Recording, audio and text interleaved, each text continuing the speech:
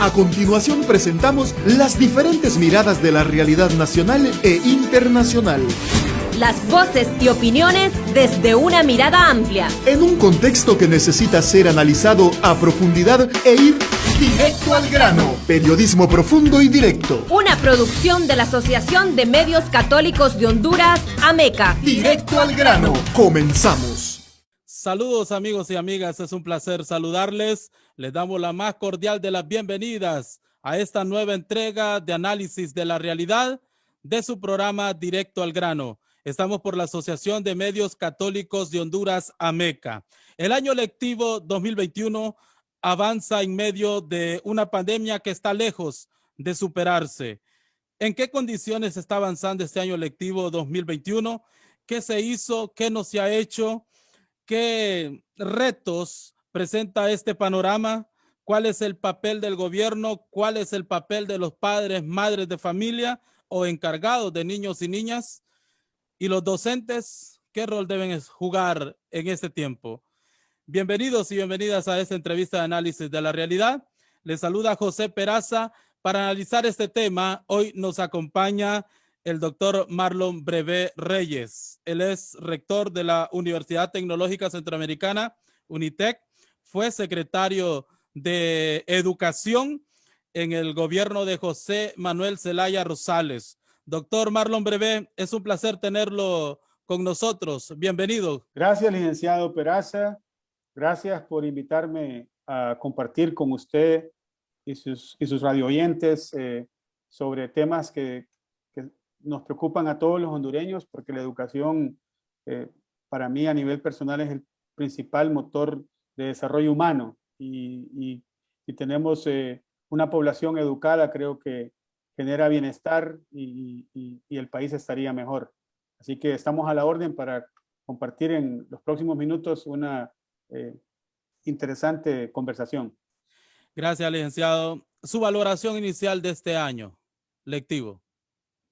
Bueno, estamos ya casi a mediados de mayo y seguimos dando tumbos, seguimos con un sistema educativo colapsado, donde la inequidad es explícita, donde desde el año pasado con la pandemia se han agudizado las inequidades, especialmente con las familias que viven en los niveles de pobreza o extrema pobreza, familias que no tienen capacidad económica para recibir una educación a través de un celular, a través de un dispositivo, de un tablet, de una computadora, y donde algunas familias ya están en un nivel de desesperanza, porque precisamente unos días atrás el ministro de Educación nos compartió a un grupo de personas que conversamos con él que 200,000 niños no se han matriculado este año, que se matricularon en el 2020. En el 2020 la matrícula era de 2 millones.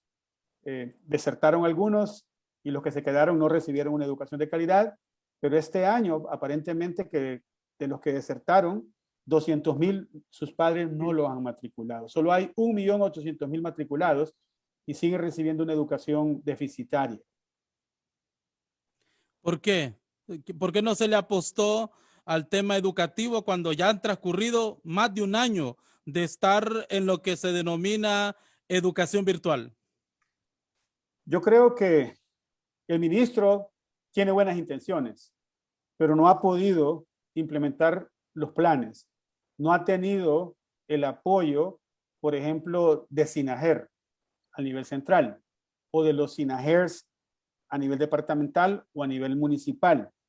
No creo que tampoco los directores departamentales han podido articular acciones concretas en cada municipio. No creo que se han sistematizado alianzas entre los alcaldes, la sociedad civil y las autoridades educativas de cada municipio. Yo creo que no funciona estar esperando que el nivel central resuelva los problemas al sistema educativo. Cada municipio tuvo que haberse empoderado y ahí es donde las articulaciones que deben ocurrir entre los directores distritales y municipales con los miembros de una municipalidad, los regidores, el alcalde, el vicealcalde, junto con la sociedad civil, las iglesias locales, las cámaras de comercio locales y los líderes de patronato deberían de alguna manera ya haber reactivado el sistema, aunque sea de forma muy específica, tomando en cuenta datos de la pandemia, datos de la deserción, de la matrícula, aprovechar la tecnología para tomar decisiones. Y el mismo ministro, creo que hoy él se siente solo porque SINAJER, por ejemplo, hace 15 días le denegó una solicitud donde lo que él pedía no era reabrir todo el sistema educativo, era autorización para pilotear, creo, en 50 municipios. Y era lógico, ya las universidades están piloteando desde febrero. Y SINAJER le dice que no. ¿Y qué hace eso? Causa desesperanza en los padres de familia. E irónicamente, SINAJER hoy acaba de anunciar que se iba a permitir que aficionados ingresen a un estadio a ver un partido de fútbol. Entonces hay como una contradicción. Yo creo que este gobierno debe darle prioridad a la educación. Tiene que demostrar acciones concretas. Y quizás podemos hablar de estrategias, porque el ministro ha compartido 3 o 4 estrategias que no han funcionado. Por ejemplo, el de tener materiales educativos en todos los hogares para que los niños ahí tengan su libro en papel o su cuaderno de trabajo y que el docente asesore al padre de familia para que le dé seguimiento y que el docente después con un teléfono por mensajito se comunica con el padre y que ojalá hubiera una reunión en un centro comunitario donde llegue el padre de familia con el niño y le revisen rápidamente y le den algún tipo de retroalimentación. Después está el uso de medios de comunicación. Se dice que muchas radioemisoras y muchos canales, especialmente los cables locales, están transmitiendo horas de educación. Pero si no ha habido experiencia desde el pasado, como Radio El Progreso, como el Instituto Hondureño de Educación Radial, va a ser difícil tener una disciplina donde los estudiantes se conectan y escuchan la radio o ven televisión. No hay un sistema de monitoreo, no hay un sistema de seguimiento. El líder, por ejemplo, funciona porque todos los fines de semana los estudiantes vienen y demuestran el avance que han realizado escuchando la educación radial. Y si bien es cierto, han habido intenciones de parte de las compañías de cable de cada municipio, no hay un sistema de seguimiento. Después está el tema de educación vía tecnología, con una plataforma. Educatrachos hoy es más un repositorio de recursos, pero no es una aula virtual, no es una, como le dicen en inglés, un sistema de gestión del aprendizaje, LMS. Y de nuevo, materiales en los hogares, educación vía radio, televisión, educación vía una plataforma virtual y uno se conecta con un dispositivo, con un tablet, con una computadora, con un teléfono. Ahí hay limitantes económicas porque no hay conectividad en todo Honduras y cuesta conectarse. Y no tienen presupuesto para estar conectados con una computadora. Entonces, las estrategias diferenciadas se supone que iban para cada segmento.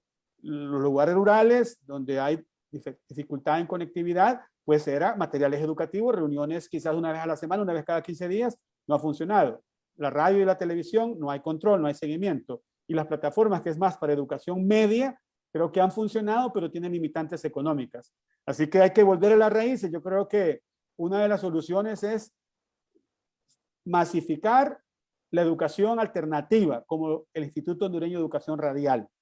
Organizar a las comunidades para que haya apoyo de los líderes comunitarios. Inclusive hay educación media alternativa, como el bachillerato de un sistema de aprendizaje tutorial, SAT, como el sistema de educación media a distancia, que venían los fines de semana a los colegios. Bueno, ahora por pandemia no pueden venir grandes cantidades. Y al final de cuentas, creo que era importante pilotear. Es decir, que usted cree que a estas alturas ya debería estarse implementando en el país un sistema de pilotaje. Así es. Y si usted habla con expertos de la UNESCO, de UNICEF, habla con especialistas de la Universidad Pedagógica Nacional Francisco Morazán, de la Autónoma, con rectores de universidades, habla con autoridades de la Secretaría de Educación, de algunas ONGs que están haciendo trabajo educativo, todos opinan que es importante pilotear. Yo hace poco di una entrevista a otro medio de comunicación y les decía que ahora es clave la vacunación de los docentes. Que si nos organizamos y vacunamos una gran mayoría de docentes en lo que queda de mayo y junio, yo apuesto a que el gobierno se articule y que la Secretaría de Educación se articule con SINAJER y autoricen a pilotear un centro educativo en cada uno de los niveles, prebásica, básica y media, en los 298 municipios. Es un buen inicio. 298 por 3 son alrededor de 900 centros educativos, de 16,000 o 17,000 que son.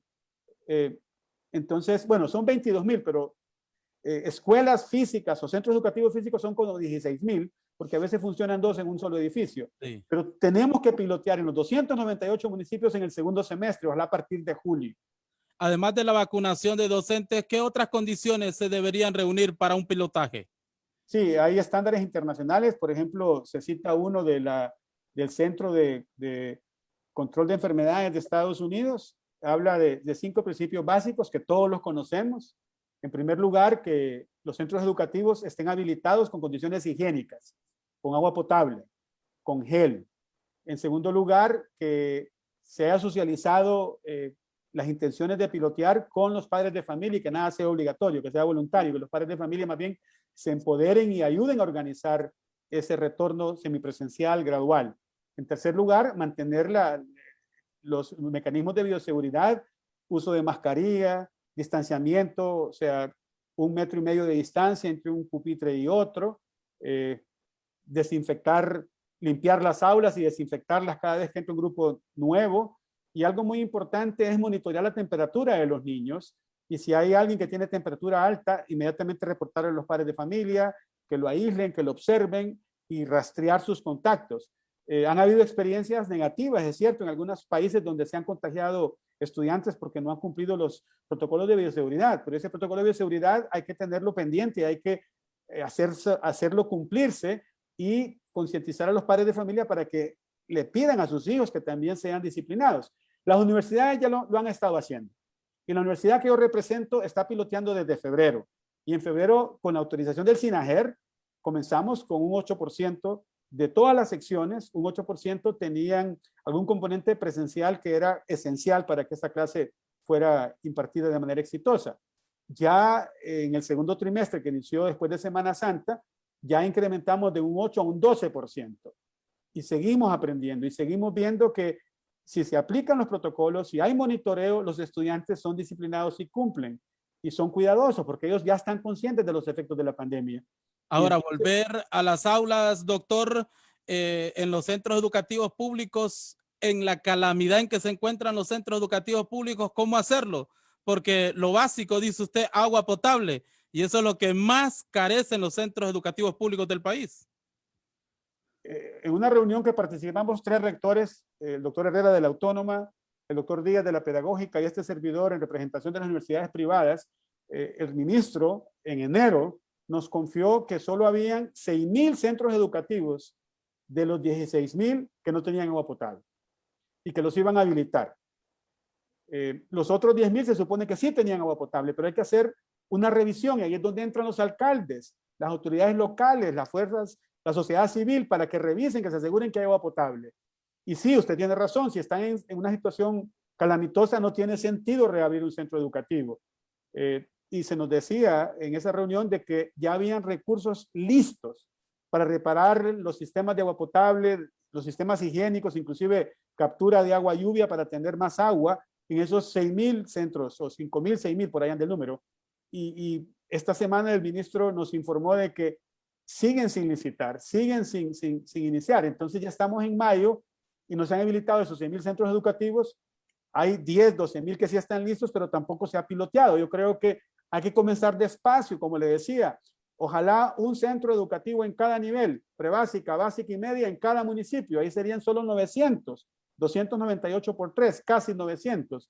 Y comenzar en julio. Y tal vez en un mes después, si todo anda bien, duplicar y pasar a 2,000 y quizá para finales de año ya tengamos un 50% del sistema reabierto para que en el 2022 el 100% esté reabierto. Pero de nuevo, clave es vacunar a los docentes, que son 55,000 docentes de los centros de educación pública y alrededor de 15,000 de los centros de educación privada, son como 70,000, sin incluir las universidades.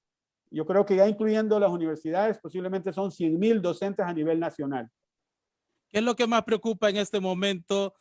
Continuar así como se está desarrollando este sistema educativo en medio de un sistema que no está funcionando para muchos niños y niñas. ¿Qué es lo que más preocupa? Lo que más preocupa es el riesgo social en que están entrando miles de jóvenes. Si antes de la pandemia habían 800,000 jóvenes que ni trabajaban ni estudiaban, que les dicen ninis, hoy creo que estamos en 1,000,000. Y son jóvenes que están en riesgo social. Que cuando ya ojalá se haya vacunado un gran porcentaje de la población y haya algún tipo de inmunidad comunitaria, podamos llegarles a esos 200 jóvenes con educación no formal. Es una realidad estadística, que el joven que deserta por más de un año no regresa.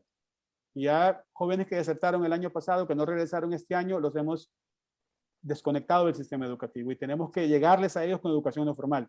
Después de esos jóvenes que están en riesgo social, hay otro segmento que los especialistas en educación dicen que es el más afectado cuando el aprendizaje no se logra, cuando el proceso de formación es deficitario, que es los niños de edad preescolar, de primero, de segundo y de tercer grado, porque con ellos no funciona la educación virtual.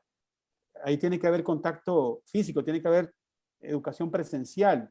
Cuando usted quiere desarrollarle la motora fina a un niño o la motora gruesa, no es con la educación virtual. Cuando un niño comienza a interactuar, o sea, tenemos que preocuparnos por los niños que están en pre-kinder, kinder, preparatoria, primer grado, segundo grado y tercer grado. Ellos están en riesgo de que sus aprendizajes van a ser deficitarios y que cuando los pasen a otro grado, van a pasar, por ejemplo, de primer grado a segundo y no saben leer. O los de tercero a cuarto y no se saben las tablas de multiplicar. Y cuando un niño tiene deficiencias en la parte lógica matemática y en la parte de lectoescritura, se va a frustrar y va a querer abandonar el sistema. Entonces, son dos polos, son los jóvenes entre 16 y 18 años que se están sumando a los jóvenes que ni estudian ni trabajan y los niños muy pequeños que no están aprendiendo. Porque el que esté en quinto grado, sexto grado, creo que interactúa mejor con la tecnología. Pero el que esté en primero y segundo, no funciona la tecnología con ellos. Bien, nos acompaña el doctor Marlon Brevé. Él fue secretario de Educación, actualmente es el rector de la Universidad Tecnológica Centroamericana, UNITEC. Bueno, ¿qué impacto en el futuro del país va a tener este sistema educativo deficiente en estos tiempos de pandemia? Bueno, haber tenido un año muy malo en 2020 en función del sistema educativo y seguir con un año muy malo en 2021 significa 2 malos años. Por cada año que usted tiene un sistema colapsado, se baja la escolaridad un año. Si la escolaridad de Honduras antes de la pandemia era de 8 años, para finales de este año, si no hacemos algo, va a bajar a 6 años. ¿Y saben qué significa bajar un año en escolaridad? Es un retraso de 10 años. Porque las poblaciones suben la escolaridad con sistemas tradicionales como el de Honduras, suben un año cada 10 años, pero pueden bajar un año en un año. Entonces es una estadística rara, pero es una realidad. Entonces estamos en un riesgo, un impacto de que la escolaridad baje. ¿Y qué significa eso? Que es un pueblo menos educado. Y si estamos hablando de desarrollo económico, la inversión extranjera viene a países que tienen capital humano con un nivel de educación alto, como Costa Rica. Entonces, pretender atraer inversión extranjera para causar algún tipo de desarrollo sostenible con una población que tiene un nivel de escolaridad bajo, no es viable. Entonces, afecta el bienestar de la población, afecta la generación de riqueza, afecta la erradicación de la pobreza, se vuelve un círculo vicioso y tenemos que romper ese círculo con buena educación, con una población que tenga una escolaridad como en Costa Rica, que son 10 años. Aquí en Honduras teníamos 8 y hay que sondearlo pronto. El INE posiblemente lo va a hacer este año después de que haya un gran porcentaje de la población vacunada y no me sorprendería que baje la escolaridad un año o en un extremo hasta 2 años. ¿Dónde están actualmente esos niños, esas niñas que quedaron fuera del sistema? Miren, por más de que este gobierno quiera ocultarlo, muchos de ellos han tratado de irse en las caravanas. hay mucho joven que está tratando de irse solo. Entonces, un porcentaje está en las caravanas, otro porcentaje está en sus casas y ojo, también se habla de que esta pandemia está causando problemas en la salud mental. Hay jóvenes que están desesperanzados, algunos se deprimen y otros están siendo reclutados por malos hondureños para delinquir. Entonces, ojalá que estos jóvenes no tiren la toalla y que los que están en el sistema sigan recibiendo clases, aunque sea de manera deficitaria, y los que no han sido matriculados, que ojalá en este segundo semestre, cuando ojalá se comience a pilotear, se matriculen. Entonces los niños y los jóvenes pues están en sus hogares haciendo nada, otros están tratando de emigrar, otros están en riesgo social de ser reclutados para delinquir y otros están buscando trabajo. Entonces son alternativas que no son muy buenas para nuestros niños y jóvenes. ¿Cuál debe ser el rol del maestro, el que tiene el contacto directo con sus estudiantes y que por esta pandemia pues ese contacto directo se ha perdido, sino que se ha avanzado a través del sistema WhatsAppero, dicen algunos? Así es. Miren, hay miles de maestros que están haciendo una labor titánica, que aún con el WhatsApp están educando a sus niños porque están en comunicación con los padres de familia. El problema es cuando el padre de familia tiene un nivel de escolaridad bajo. Por ejemplo, un padre de familia que no terminó primaria y tiene un niño estudiando 7º año, es difícil que lo asesore. Pero estos docentes tienen que estar en constante comunicación con los padres de familia, ya cuando los niños son un poquito más grandes de bachillerato, directamente con ellos, y por muy poca educación que estén recibiendo, tienen que recibir algo. Le voy a dar un ejemplo, una analogía. Cuando se crearon las escuelas Proeco, alguien decía, pero ¿por qué crean escuelas Proeco con maestros voluntarios que algunos de ellos ni siquiera han terminado el colegio? Y otros decían, es mejor tener esa educación que no tener nada, porque las Proeco iniciaron en áreas donde no había ni escuelas, y cuando se instalaron las Proeco ya había una alternativa. Bueno, hoy las Proeco, todos los maestros de las Proeco son graduados de la normal o de la pedagógica. Entonces, por muy poca educación que un docente le esté dando a sus estudiantes con un teléfono vía WhatsApp, por lo menos lo está manteniendo conectado al sistema. Lo que va a pasar es que la calidad no es muy buena, pero en cuanto haya reapertura, hay que nivelar. Miren, esos otros dos temas que mencionaba un informe del Banco Mundial cuando se reabre un sistema educativo. Hay que hacer una evaluación y tratar de nivelar en áreas priorizadas, como lógica matemática y lectoescritura. Y hay que capacitar a los docentes para que diferencien el proceso de formación de acuerdo a los niveles de los niños. Porque algunos que desertaron y regresan van a venir con un nivel bajo, otros que recibieron una educación deficitaria y otros que sí han estado porque sus papás les han ayudado. Entonces el docente tiene que aprender a diferenciar estos procesos de enseñanza-aprendizaje. Y hay que capacitar al docente porque los primeros meses de un sistema que regresa a la semipresencialidad, el maestro va a tener, por decir, 15 estudiantes en un aula y 15 en su casa. Entonces el docente tiene que estar capacitado para manejar la semipresencialidad y darle seguimiento a los que están en casa y a los que están en el aula y rotan. Entonces tiene que estar manejando esa dualidad de presencial y no presencial. Y si la tecnología avanza y como se dice, en este gobierno se habla de que van a replicar un proyecto que ha sido muy exitoso de Uruguay que se llama el proyecto Ceibal, donde hay una plataforma educativa con acceso gratuito a todos los docentes y todos los estudiantes de 7º en adelante, 8º, 9º y bachillerato, con dispositivo gratis, ya sea un tablet o una computadora en su casa. Si eso evoluciona y se implementa ese sistema, yo creo que hay que capacitar a los docentes en competencias digitales para que la pedagogía digital funcione. Sí. Doctor Marlon, ¿qué oportunidades en el tema educativo nos brinda la crisis? Creo que a nivel de las universidades se aceleró la transformación digital de las universidades para brindar servicios educativos de manera digital. O sea, la educación virtual creo que se ha posicionado bien en las universidades y los padres confían en la educación virtual ahora. Pero de nuevo, tiene que haber recursos tecnológicos. Por ejemplo, tiene que haber una cámara como ahorita, donde el docente puede estar viendo a sus estudiantes. Ojalá que los estudiantes también conectados. donde usted tiene la opción de crear sesiones de trabajo y divide a los estudiantes y los pone a trabajar y los está monitoreando, donde crea interacción, donde utiliza herramientas que le dicen de evaluación digital, o sea, quizzes en línea aquí, como un reto, jugando y aprendiendo, y donde también aplica herramientas en áreas que son difíciles de enseñar, como las matemáticas, que le dicen de aprendizaje adaptativo. Miren, la universidad que yo represento va a lanzar, ya lanzó en nuestra universidad una herramienta que se llama ALEKS, A-L-E-K-S, que es una herramienta de aprendizaje adaptativo en matemáticas.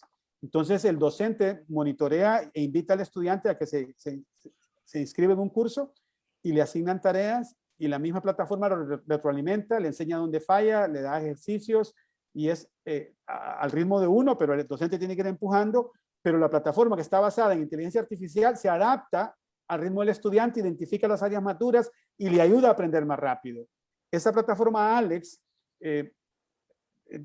varias universidades privadas le están ofreciendo al Ministerio de Educación hacer un pilotaje de 11,000 estudiantes de séptimo, octavo y noveno que están en algún centro educativo donde ya hay conectividad, donde han repartido dispositivos o tablets para que tratemos de ver si pueden aprender matemáticas con esta herramienta de aprendizaje adaptativo. Entonces, de nuevo, la crisis ha traído oportunidad para que la educación virtual evolucione y que demuestre que bien implementada, con buenas herramientas, con docentes capacitados, funciona.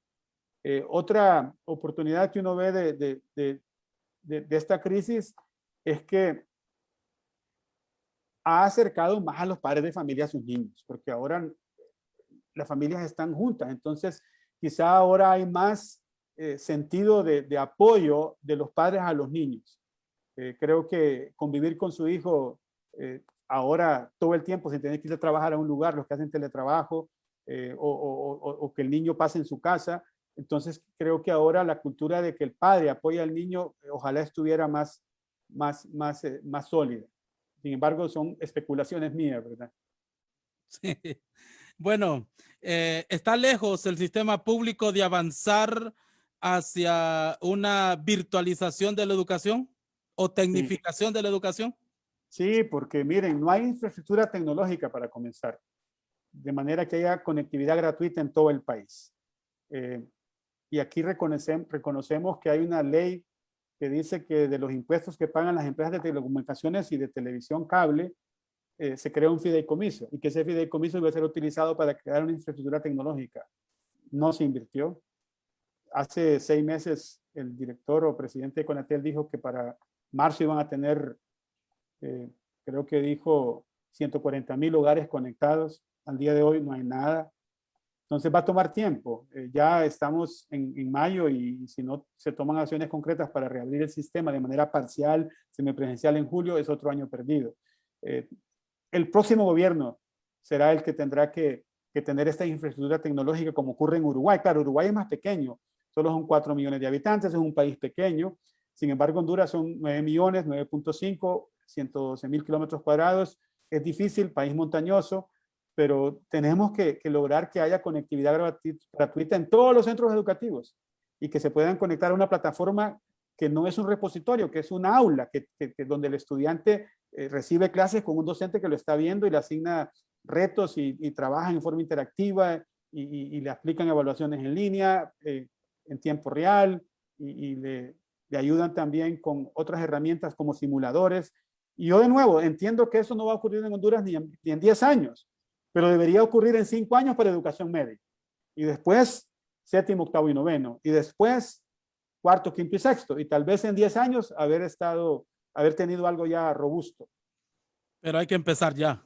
Sí, hay que comenzar ya. Creo que el proyecto que en Uruguay se llama CEIBAL, en Honduras le dicen PNTED, PENTED, que es Programa Nacional de Transformación Educativa Digital. El próximo gobierno tendrá que implementarlo y ojalá que le den prioridad a la educación y que se inviertan recursos para que la educación se transforme. Es un momento para hacer cambios estructurales con base tecnológica. Doctor Marlon, antes de concluir, ¿qué mensaje quisiera dejarnos usted? A los padres de familia, decirles que la educación es un pilar fundamental para la movilidad social ascendente, que a través de la educación se rompen los círculos de pobreza y que entonces, si tienen niños y jóvenes que no se matricularon, que los matriculen. Si tienen niños y jóvenes que están recibiendo una educación intermitente, que no tiren la toalla, que continúen y que traten de organizarse en cada comunidad, con las autoridades locales, con otros miembros de la sociedad civil, patronatos, directores de centros educativos, para planificar una reapertura parcial, semipresencial, con todos los mecanismos de bioseguridad, con disciplina, pero con apoyo de los padres de familia de manera voluntaria para que sus niños reciban una mejor educación cuando regresemos a las aulas, ojalá en el segundo semestre, aunque sea un centro educativo de prebásica, uno de básica, uno de media en cada municipio. Muchísimas gracias, doctor. Ha sido un placer tenerlo con nosotros. Gracias a ustedes y un saludo a todos los radioescuchas de Radio El Progreso. Gracias, gracias. Es el doctor Marlon Brevé Reyes, ex secretario de Educación, ha estado con nosotros en este espacio de análisis de la realidad. Breves mensajes, ya regresamos con la reflexión bíblica en este espacio de Directo al Grano por la Asociación de Medios Católicos de Honduras, AMECA. Quedó informado e informada con las diferentes miradas de la realidad nacional e internacional. Escuchó las voces y opiniones desde una mirada más amplia. Solo aquí, Directo al Grano. Periodismo profundo y directo. Una producción de la Asociación de Medios Católicos de Honduras, AMECA. Hasta un siguiente programa. Desde Radio Progreso y el ERIC compartimos con ustedes esta reflexión sobre la realidad desde nuestra fe.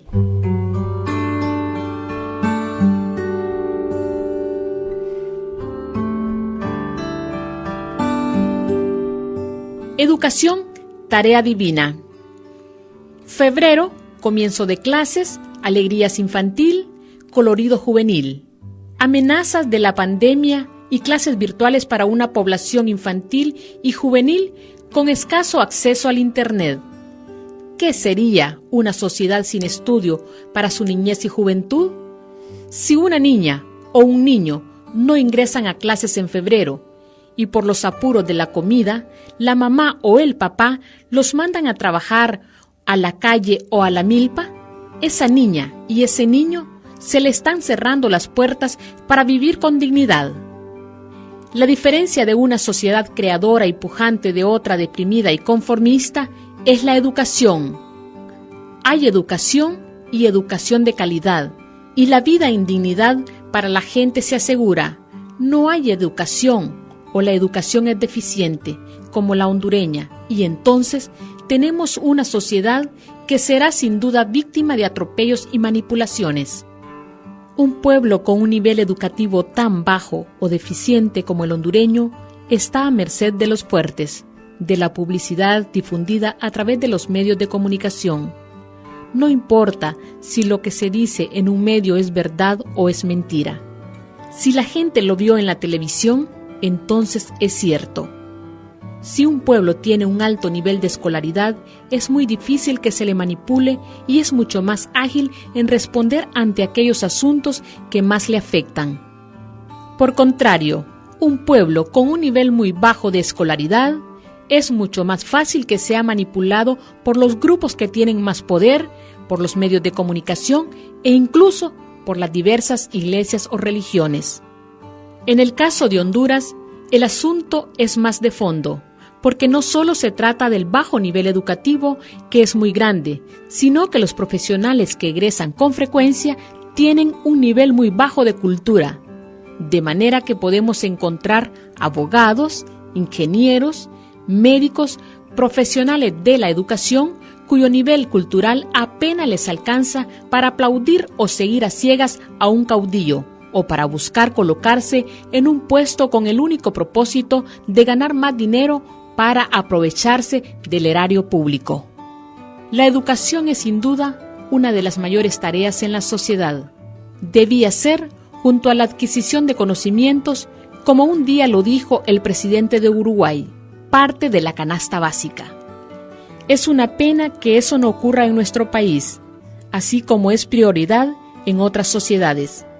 Es muy triste que muchísimos niños y niñas atiendan sus clases virtuales sin tener nada en el estómago, o que por comprar internet las niñas y niños se queden sin comida.